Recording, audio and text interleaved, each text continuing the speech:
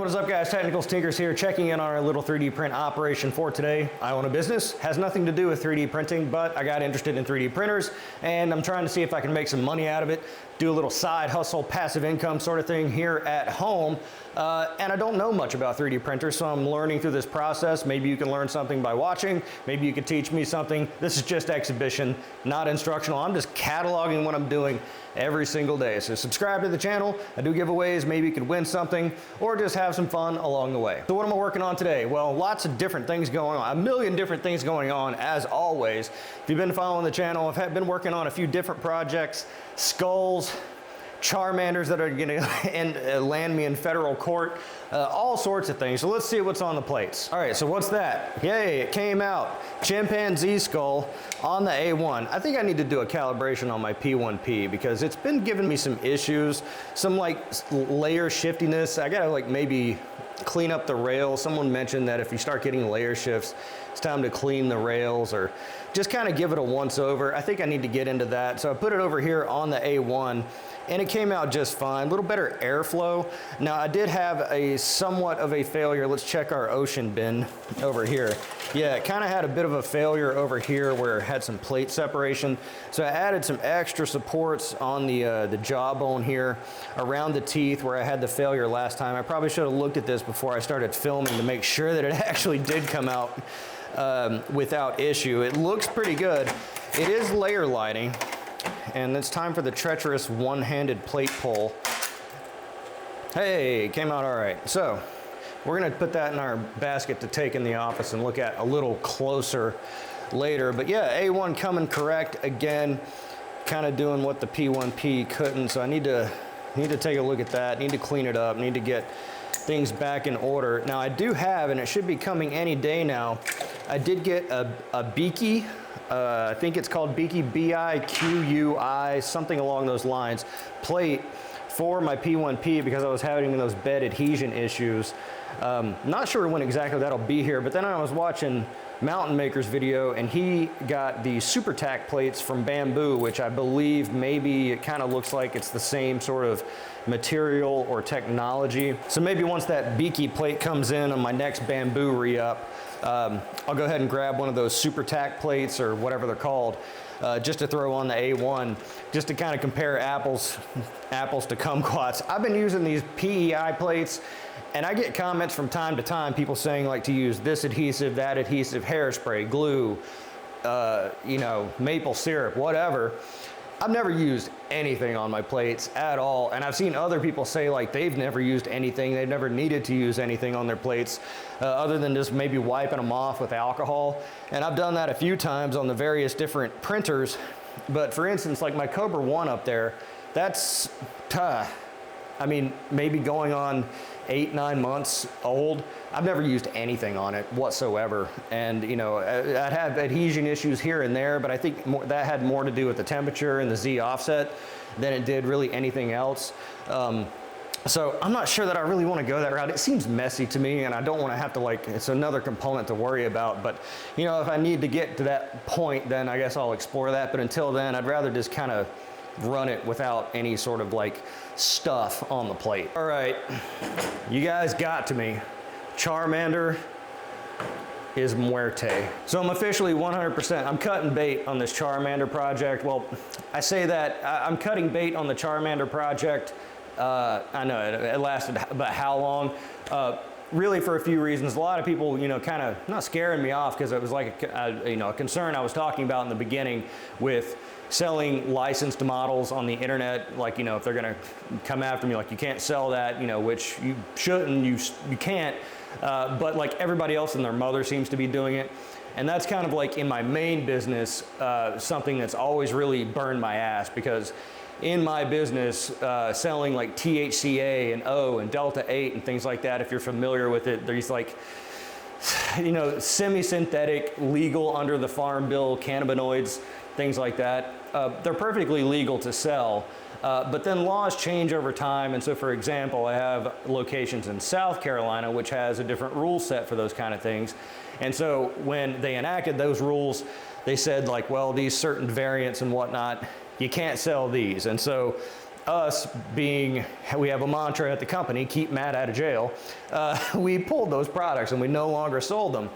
However, in the subsequent like 2 years following that, every single competitor, and I mean every single competitor in our local market down there, continued to sell those products, and they never saw a single solitary enforcement action at all. Even some of these shops were, you know, kind of came under fire from local law enforcement for other reasons, and they still continued to sell the products. And, you know, it kind of burns me because it's like, you know, well, I follow the rules because I don't want to have consequences, yet everyone else just kind of ignores it and they get away with it, and they make a ton of money off of it, and that's money I'm not getting because I refuse to break the rules. And in a fairy tale sort of situation, if you watch a lot of movies, you might think like, well, you did the right thing, you know, you'll get your payoff one day. Well, like, it doesn't work like that in the real world. So it just kind of burns me, like, you know, yeah,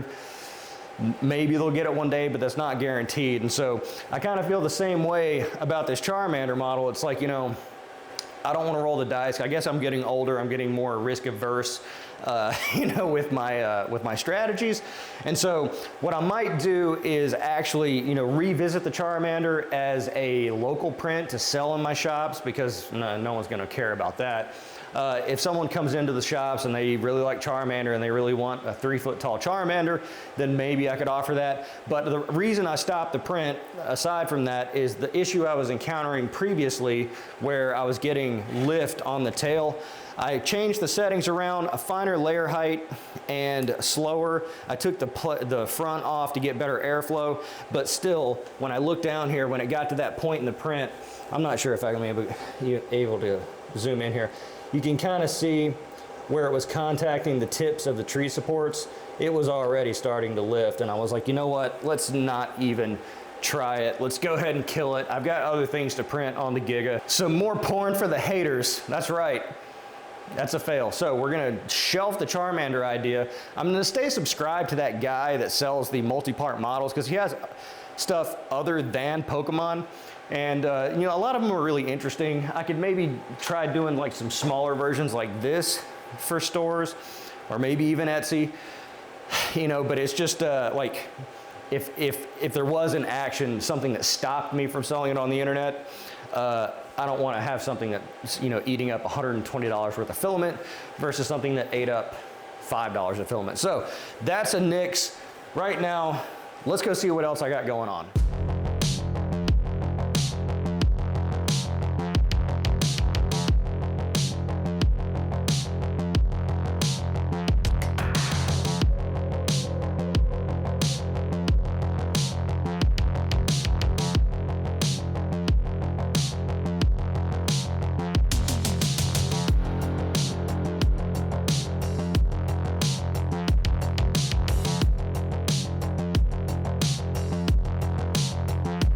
All right, and so what is that?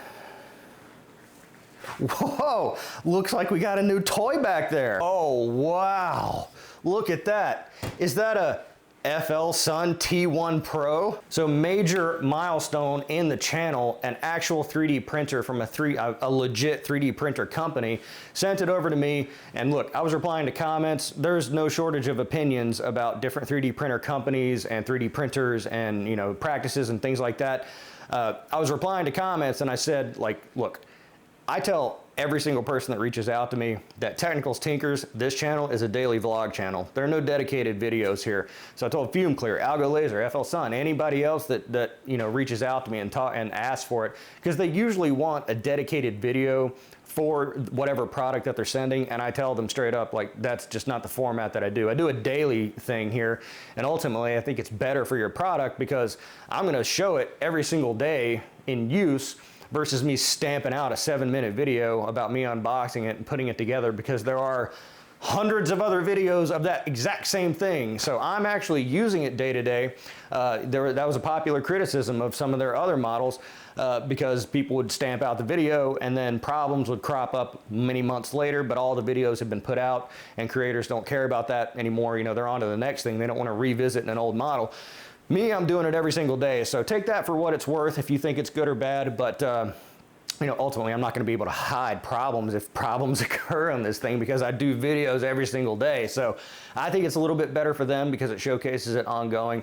But you know, if you've got a problem with people using their channel to make money, then I'm sorry you exist on planet Earth in a capitalist society, because that's how we do. The FL Sun T1 Pro, though, this thing is huge. It's absolutely massive. This is me sitting down. I'm 7 feet tall, so this thing is at least probably 9 feet tall. It is a Delta configuration. And again, I don't know a ton about 3D printers, but I got it together yesterday. You saw the time lapse that I sort of went through there, assembling it. Very much so different. I've never encountered a printer like this. I've never used a printer like this, and so it's a learning experience for me. I haven't turned it on and done any configuration with it yet, but it's so interesting the way it works with the 3 arms that use belts to go up and down. Very different in terms of its build plate because it's round, but from what I've been reading thus far, this thing is really, really fast. And so if you know anything about 3D, if you know anything about FL Sun, you know that's kind of like their push is that they're really, really fast. Also enclosed, heated chamber, so I can print exotic materials, really hot, you know, high temp nozzle, high temp plate. So like I was talking previously about converting my P1P, like setting it up to where it can print some of those higher, more exotic materials. I don't think I need to do that because I think this thing is primed and ready to do it. You're limited to 1 color, but that's really no different than most printers. I don't expect me to be printing character models on this thing, but I'm really excited to get this set up and operating. So I'm going to be doing that over the next few episodes, and then probably doing some test prints of some of my other more popular things that I sell, because I'm not exactly sure how to frame this. Like for instance, the crypto miner things, I could fit one of the crypto mining shrouds on there, so I'd like to do a apples to kumquats test on it, on how long it takes to print one of those. But yeah, in terms of like the exotic materials that I haven't even messed with yet, this is my horse. This is what I'm going to be able to do. So again, not salesy, not shilly. I told them straight up, that's not how I do it. I put links in the description. If you want to buy one of these, you know, do that so they see that they're getting traffic from me. Because that is important. I want to make sure that I do the right thing in that regard. But yeah, gonna be working with that today. Additionally, playing around with this DIY Mark II from Algo. This is not a salesy video. I'm just talking about what I'm doing day to day. They did send me a pump, an air pump, and this honeycomb base. I don't want to tap that because that's sharp. From Algo Laser, I was able to get a semi-successful, at least partial engraving here. It's the bottom of my logo here.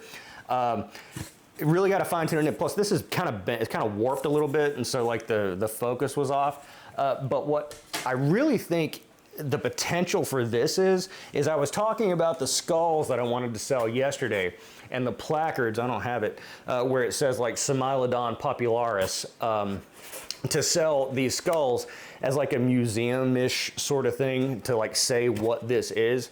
And I was 3D printing, painting by layer on one of those, and I thought, this is the perfect thing for the laser engraver. And so I've been looking around at materials. I can't engrave on plastic, and I don't want to know if I want to go into like metals and stuff. This is a 10-watt laser. And as far as I understand, you need something a little beefier for that. You need something a little beefier to do cutting unless it's thin. And so what I did was I went ahead and bought some slate coasters, which seems to be a popular thing people engrave on. And it has that primitive sort of earthy sort of feel. And I think that would be great for these skulls. And so what I'm going to do, as soon as I get those in, I'm going to throw them over here. I got light burn going over here on my, my other PC. And so that way I can just put them back there, stamp them out. I was thinking initially of taking some of that Macrolon, what I made the Giga enclosure out of, and just cutting out perfect rectangles out of this. But I don't think the laser's going to be able to do that.